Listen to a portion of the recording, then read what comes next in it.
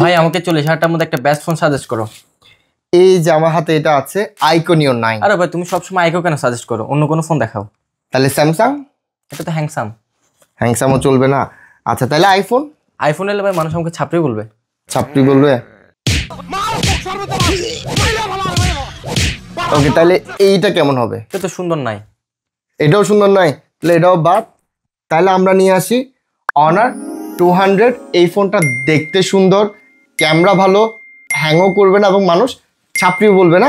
চলেন এইটা নিয়ে ডিটেল রিভিউ শুরু করি। আমার হাতে এইটা অনার 200। বর্তমান বাজারে 40,000 টাকা বাজেটের মাঝে এই দুইটা ফোন আইকনিও 9 এবং অনার 200 হলো বেস্ট দুইটা ফোন। আপনি যদি পারফরমেন্স সেন্ট্রিক ফোন খুঁজেন যেখানে আপনার পারফরমেন্সটা খুবই ভালো হবে তবে ক্যামেরাতে একটু ডাউনগ্রেড থাকবে, তাহলে আপনার জন্য আইকনিও 9। এবং আপনি যদি টপ নচ ক্যামেরা পারফরমেন্স খুঁজেন এবং পারফরমেন্স একটু আপনি কনসিডার করতে রাজি, তাহলে আপনি অনার 200টা নেবেন। আর এই দুইটা ফোন আপনি পেয়ে যাবেন এমকে মোবাইল পয়েন্টস থেকে। শুধুমাত্র এই দুইটা ফোন না, যে কোনো ধরনের ফোন আপনি পারচেস করতে চাইলে বা এক্সচেঞ্জ করতে চাইলে বসুন্ধরা এমকে মোবাইল পয়েন্টস হতে পারে আপনার জন্য বেস্ট চয়েস। সবার আগে দেখে নিব আমরা বক্সে কি কি পাচ্ছি। দেখেন বক্স কিন্তু বিশাল, কিন্তু প্রবলেম হলো ইন্ডিয়ান ভেরিয়েন্টে আমরা শুধুমাত্র একটা ফোন পাচ্ছি এবং তার সাথে একটা কেস, বক্সে আর কিছুই নাই। কিন্তু আপনি গ্লোবাল ভেরিয়েন্ট যদি দেখেন ওইখানে আপনি একটা চার্জার পেয়ে যাবেন। সো এই ক্ষেত্রে আমি মাস্ট বলতে হবে বয়কট ইন্ডিয়া। ডিজাইন এবং বিল কোয়ালিটি নিয়ে যদি আলাপ করি, অনারের ফোনগুলো কিন্তু তাদের ডিজাইনের ব্যাপারে খুব বেশি সচেতন। স্যামসাং এবং আইফোনের মতো তারা বছরের পর বছর একই ডিজাইন আমাদের দিচ্ছে না, তারা সবসময় তাদের ডিজাইনের নতুনত্ব নিয়ে এসেছে। আর এই কাজটা তারা অনেক আগ থেকেই করছে। যেমন যখন তারা হুয়াওয়ের সাথে ছিল তখনও আমাদেরকে সবসময় ইউনিক ডিজাইন অফার করেছে। এরপর ইউএসএ যখন হুয়াওয়েকে ব্যান করে এবং অনার আলাদাভাবে একটা কোম্পানি হিসেবে দাঁড়ায়, তারপর থেকে আমাদেরকে ভালো ভালো ডিজাইন অফার করছে। আর এই ব্যাপারটা শুধুমাত্র ওল্ড অনার ইউজাররাই জানতে পারবে।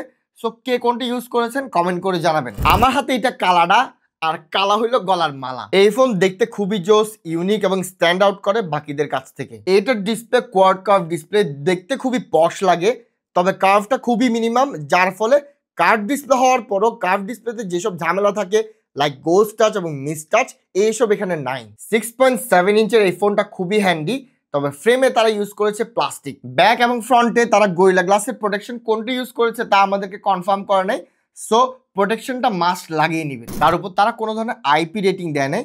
সো এই ফোনটা না খুব কেয়ারফুল ইউজ করা লাগবে। আর এইটা জানার পর অনেকে এই ফোনটা পারচেস করার চিন্তাই করবে না। তবে আমি বলবো ভিডিওটা শেষ পর্যন্ত দেখেন। এই যে এই কম্প্রোমাইজটা করলো বিল কোয়ালিটিতে, কেন করেছে আপনি তা ক্লিয়ার হয়ে যাবে। ডিসপ্লেটা যদি আমরা দেখি 6.7 ইঞ্চ 120 হার্জ রিফ্রেশ রেটের সাথে 1.5K অ্যামোলেড কার্ভ ডিসপ্লে পেয়ে যাবেন এই ফোনে। তার উপর 4000 নিটস অফ ব্রাইটনেস, যা আপনার আউটডোর বলেন ইনডোর বলেন সব জায়গাতে আপনাকে খুব ভালো মাখন পারফরমেন্স দিবে। ওয়াইড ভাইন L1 এর সাপোর্ট পেয়ে যাবেন। তার উপর HDR10+ ডিসপ্লে। সো এখানে আপনি মুভি দেখেন, কন্টেন্ট ওয়াচিং বলেন, যাই করেন না কেন খুব মাখন একটা ফিলিং আসবে এই ডিসপ্লেটা দেখে। ব্যাটারি সেকশনটা যদি দেখি, এখানে 5200 mAh ব্যাটারি রয়েছে এবং 100 ওয়াটের আপনি ফাস্ট চার্জিং সাপোর্ট পেয়ে যাবেন। তবে স্যাড পার্ট হলো চার্জারই তারা দেয় নাই, এটা আপনার আলাদা পারচেজ করা লাগবে। এইটা যেহেতু অনার কোম্পানি এবং হুয়াওয়ের সাথে রিলেটেড, সো আমরা খুব ভালোভাবেই জানি হুয়াওয়ে ফোনগুলো কিন্তু আপনার ব্যাটারি অপটিমাইজেশনটা খুবই ভালো। সো সেম জিনিস কিন্তু আমরা এখানেও পাচ্ছি। 5200 mAh হয়ে থাকলেও ব্যাটারি লাইফটা কিন্তু খুব ভালো দেয়। এখানে ক্যামেরা নিয়ে যদি আলাপ করি, এখানে ক্যামেরাতে ট্রিপল ক্যামেরা সেটআপ রয়েছে। রিয়ারে থাকছে 50 মেগাপিক্সেলের সনি IMX906 সেন্সর, 12 মেগাপিক্সেলের আল্ট্রা ওয়াইড ক্যামেরা লেন্স এবং 15 মেগাপিক্সেলের Sony IMX586 2.5x portrait sensor, এবং ফ্রন্টে পেয়ে যাচ্ছেন 15 মেগাপিক্সেলের সনি IMX906 সেন্সর। আর শুরুতেই বলেছিলাম এটা কিন্তু বিল্ড কোয়ালিটিতে একটা ভালো রকমের কম্প্রোমাইজ করেছে, এবং এই কম্প্রোমাইজটা তারা করছে কিন্তু বেসিক্যালি ক্যামেরার জন্য। এই ফোনের ক্যামেরা কিন্তু আসলেই জুস লেভেলের। দিনের বেলা ছবিগুলো যদি আমরা দেখি, এই ফোন কিন্তু অসাধারণ কিছু ছবি ক্যাপচার করে। এখানে ডাইনামিক রেঞ্জটাও ভালো পাবেন, কালার্সগুলো খুবই ভাইব্রেন্ট থাকে, ছবিগুলো একেবারে ক্রিস্প থাকে এবং ডিটেলটাও খুব ভালো মানের থাকে। যদিও বা কিছু ক্ষেত্রে কালার্সগুলো স্লাইটলি আপনার কাছে ওভার স্যাচুরেটেড মনে হবে। তবে আল্ট্রা ওয়াইড লেন্স নিয়ে যদি আলাপ করি, মেন সেন্সরের মতো আল্ট্রা ওয়াইড লেন্সটা আসলে এত ভালো কাজ করে না। পোর্ট্রেট পারফরমেন্স নিয়ে যদি কথা বলি, মাই গড, এটা পোর্ট্রেট কিন্তু আসলে অনেক ভালো হয়। পোর্ট্রেট গুলো একেবারে জুস লেভেলে আছে। একটা কথা বললা দিই, তা হলো এই বাজেট সেগমেন্টে পোর্ট্রেট তোলার জন্য এইটার চেয়ে ভালো কোনো ফোনই আপনি মার্কেটে খুঁজে পাবেন। তার উপর পোর্ট্রেটের জন্য এখানে আলাদাভাবে 3টা মোড রয়েছে। একটা হলো হারকোড ভাইব্রেন্ট, আরেকটা দেখছি আমরা এখানে হারকোড কালার, আরেকটা দেখা যাচ্ছে এখানে হারকোড ক্লাসিক।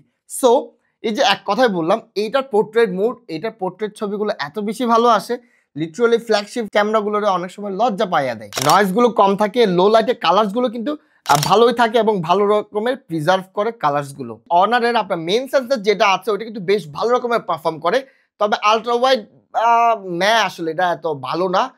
আলট্রা ওয়াইড নিয়ে আপনি রাতের বেলা খুব বেশি আশা করেন না। এবং পোর্ট্রেট মোডে আপনার লাইট যদি ভালো পায়, পোর্ট্রেট মোডটাও বেশ ভালো কাজ করে। সো ক্যামেরার ব্যাপারে আমি একটা লাস্ট কনক্লুশনটা নিই, তা হলো আপনি যদি বেস্ট পারফর্মিং ক্যামেরা ফোন খুঁজেন 40,000 টাকার নিচে বাজেটে, এটা কিন্তু আপনার জন্য বেস্ট চয়েস হবে। পারফরমেন্স নিয়ে আমি আগেই জানিয়েছি, এটা কিন্তু পারফরমেন্সে আপনার একটুখানি কম্প্রোমাইজ দেওয়া আছে। এই যে বললাম ক্যামেরাতে যেহেতু ভালো, তাই পারফরমেন্সে একটু কম্প্রোমাইজ তারা করেছে। তারপরেও দেখে নেই আসলে কি কি জিনিস এখানে দিচ্ছে তারা। প্রসেসর হিসেবে পাচ্ছেন কোয়ালকমের স্ন্যাপড্রাগন 7 Gen 3 এবং UFS 2.2 এর সাপোর্ট থাকছে ইন্ডিয়ান ভেরিয়েন্টে, এবং আপনার গ্লোবাল ভেরিয়েন্টে পেয়ে যাবেন UFS 3.1 এর সাপোর্ট। সো এইটার জন্য কিন্তু বয়কট ইন্ডিয়া। তবে মেমোরিটা আপনি ভালো পাচ্ছেন, LPDDR5 এর সাপোর্ট পাবেন গ্লোবাল ইন্ডিয়ান দুইটাতেই। আর পারফরমেন্স নিয়ে আমি এত বেশি কিছু বলবো না, আপনার ডে টু ডে টাস্কে আপনাকে কোনোভাবেই আপনাকে এই ফোনটা ভোগাবে না। তবে হ্যাঁ, আপনি যদি পার্টিকুলারলি গেমের জন্য এটারে আপনি পারচেস করতে চান, তবে গেমের জন্য এই ফোন না। তবে একেবারে গেমিং করতে পারবেন না তা না, আমি এখানে পাবজি খেলে দেখেছি, PUBG works really well. Free fire মতো হালকা পাতলা গেম যদি করেন ভাই, এখানে উড়াধুরা চালাতে পারবেন, কোনো প্রবলেমই ফেস করবেন না। সফটওয়্যার নিয়ে কথা বললে এখানে থাকছে ম্যাজিকওএস 8.0, যা কিনা অ্যান্ড্রয়েড 14 এর উপর বেসড। 3 বছরের ওএস আপডেট পাবেন এবং 4 ইয়ার্স অফ সিকিউরিটি আপডেট পাবেন। তবে এই ফোনটা নিয়ে সবচেয়ে বড় কমপ্লেন হলো ভাই, এইটাতে কিন্তু ব্লোটওয়্যারে ভর্তি একেবারে ইনফিনিক্স টেকনো লেভেলের। সো ওএস এর জন্য এইটা কিন্তু আমার থেকে নেগেটিভ মার্কিং খাবে। তবে এখানে কিছু এআই ফিচার রয়েছে, like magic capsule, magic portal, magic ring সহ আরো অনেক কিছু, অনেকগুলো এআই ফিচার লিটারালি গিমিকি ফিচার, কোনো কাজের না, তবে কিছু আছে আসলে অনেক কাজে আসে। ওকে, এবার একটা ফাইনাল কনক্লুশন টানবো, এই ফোনটা আসলে কাদের জন্য। দেখেন, আমি আগেই জানিয়েছি এই দুইটা ফোন আইকন নিও 9 এবং অনার 200 হলো 40,000 টাকা বাজেট রেঞ্জে দুইটা সেরা ফোন। একটা হলো ক্যামেরার জন্য বেস্ট, আরেকটা হলো পারফরমেন্সের জন্য বেস্ট। সো যারা খুব ভালো একটা ক্যামেরা সেন্ট্রিক ফোন খুঁজছেন, আপনি তো ফ্ল্যাগশিপ লেভেলের ক্যামেরা পারফরমেন্স পাবেন না, তবে কাছাকাছি একটা আপনি পারফরমেন্স পেয়ে যাবেন এইটা থেকে। নেগেটিভও রয়েছে, যারা গেমিং এর জন্য এই ফোনটা পারচেজ করতে যাচ্ছেন তাদের জন্য ডিরেক্ট নো। সো ভিডিও এখানেই শেষ করলাম। ভিডিও ভালো লেগে থাকলে লাইক, শেয়ার, সাবস্ক্রাইব, কমেন্ট করে পাশে থাকবেন, ভালো না লাগলেও করেন। আর সামনে একটা গিভওয়ে অফার নিয়ে আসবো, আজকে থেকে শুরু করলাম না, নেক্সট ভিডিও থেকে ইনশাল্লাহ আমি এটা শুরু করব। So till then, goodbye, আসসালামু আলাইকুম।